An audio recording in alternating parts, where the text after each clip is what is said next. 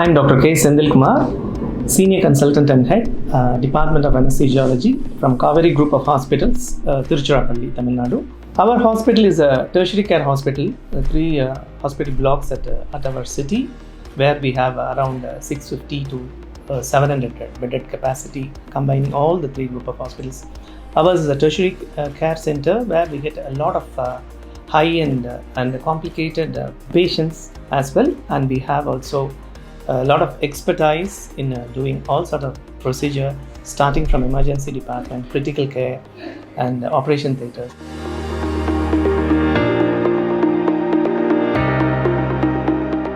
2 decades back, I found a lot of challenges in anesthesiology, practicing anesthesiology, because many of the even common public people will not know that we have finished a master MBBS degree. They will think that we have finished some special course in MDI, some in anesthesiology, and we have started practicing this. But slowly it has gained popularity, and everybody is asking about who is anesthesiologist.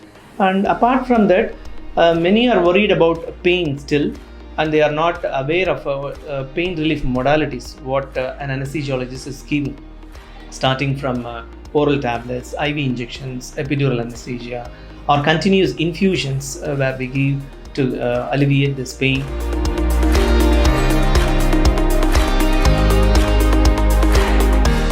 Coming to trends in the development of anesthesia field, we have a very good robust monitoring device. If we have this Mindray device which we have this anesthesia gas monitoring, we can monitor each and every gas individually, how much gas is going, say the nitrous oxide or inhalational agent like sevoflurane or isoflurane.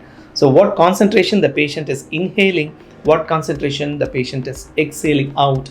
So all those things we are very comfortable in. These are all the advancements, and advancements are many in anesthesia field, I would say. BIS monitoring, bispectral index monitoring, and then the noxious stimuli, what the patient is really experiencing, which comes in numbers, and this bispectral index, which comes in numbers. So we can titrate the sedative dose, or we can titrate the analgesic dose depending upon those numbers. Much more, see, cardiac output monitoring, all those things have really made anesthetists comfortable, I would say, and the safety profile has increased a lot.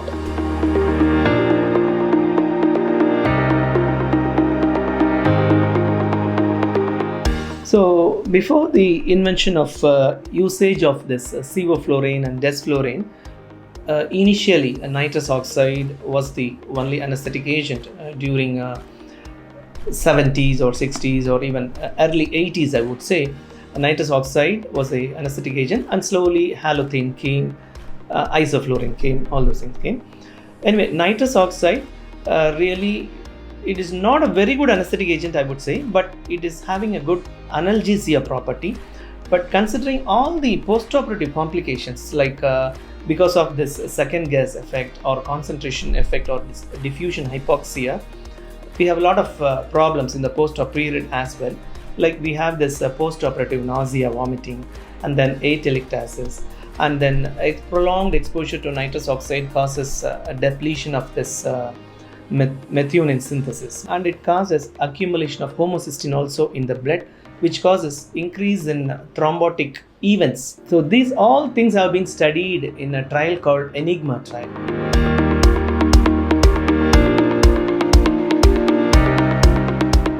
Considering the environmental factor also, where this nitrous oxide causes a lot of injury in the ozone. So more of environmental injury is also happening because of this nitrous oxide, and OT contamination is also happening because of this nitrous oxide if your anesthetic gas scavenging system is not appropriate. In many of the places, this anesthetic gas scavenging system is not so robust. So better we can avoid nitrous oxide in future for the betterment of the next generation. At least we have to think right now and act swiftly, because without nitrous oxide, how to manage? Yeah, we have a lot of options with the oxygen, with the air, and then this inhalational agents, and then we can supplement with total intravenous anesthesia also. The concept of green OT is also the same. They have reduced in a sense, stopped using this nitrous oxide.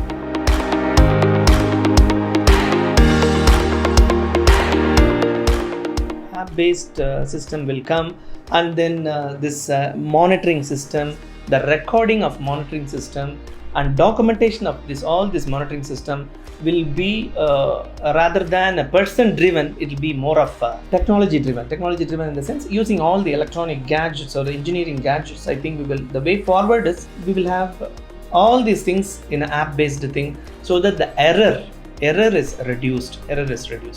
In future, the thing is we need to have all this technology based approach.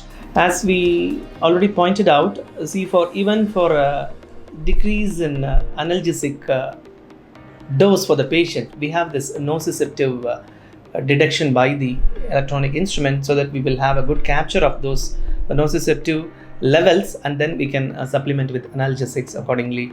And then with the introduction of this artificial intelligence into this anesthesia field, I mean, anyway, it's been introduced in many of the fields in health care scenarios.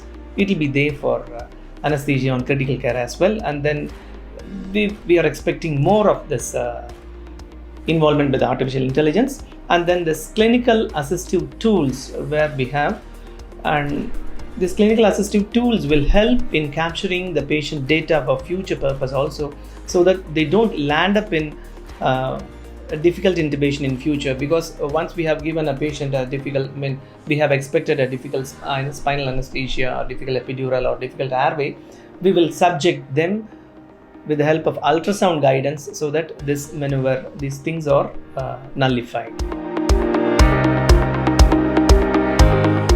See, I am practicing anesthesia for nearly 21 years.